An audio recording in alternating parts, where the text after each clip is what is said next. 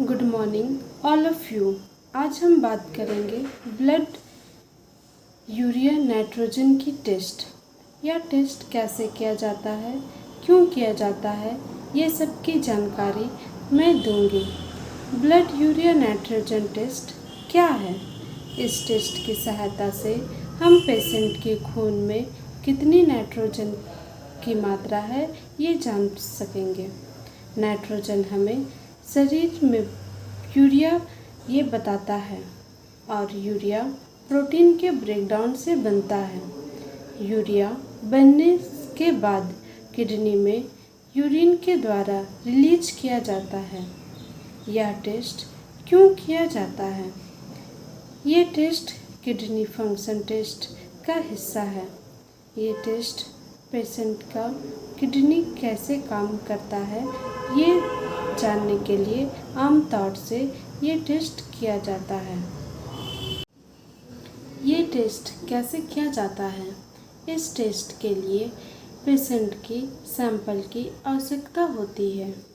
Patient के बाजू से ब्लड निकाला जाता है। क्या टेस्ट से पहले कोई खास प्रिकॉशन की आवश्यकता होती है? इस टेस्ट से पहले फास्टिंग के अलावा इंस्ट्रक्शन दिया जाता है। पेशेंट 24 आवर से पहले कोई भी प्रोटीन डाइट ना ले। इस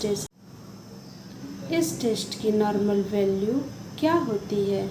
इस टेस्ट की नॉर्मल वैल्यू 7.9 से 20 mg/dl होता है। ये वैल्यू अलग अलग लेबोरेटरी में के कारण ऊपर नीचे वैल्यू हो सकता है। ब्लड यूरिया नाइट्रोजन बढ़ने के क्या कारण हो सकते हैं? ब्लड यूरिया बढ़ने के कारण किडनी फेलियर, डायबिटीज़, डिहाइड्रेशन हो सकता है। इसमें कुछ अन्य बीमारी भी हो सकती है जैसे एडिशनल डायबिटीज, शॉक। ये भी ब्लड यूरिया नाइट्रोजन के कारण बढ़ सकता है। ब्लड यूरिया नाइट्रोजन कम होने के क्या कारण हो सकते हैं? ब्लड यूरिया नाइट्रोजन लीवर की बीमारियां जैसे लीवर फेलियर भी हो सकता है। ये ब्लड यूरिया नाइट्रोजन कम होने के क्या कारण हो सकते हैं? ब्लड यूरिया नाइट्रोजन कम होने के कारण लीवर फेलियर में भी हो सकता है। माल न्यूट्रिशन जैसी बीमारियां होती हैं।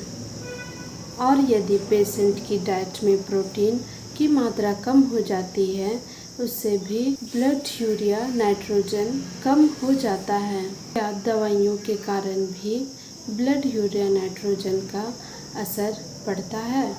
हाँ, बहुत सी दवाइयाँ हैं जिससे ब्लड नाइट्रोजन का लेवल आसानी से बढ़ता है।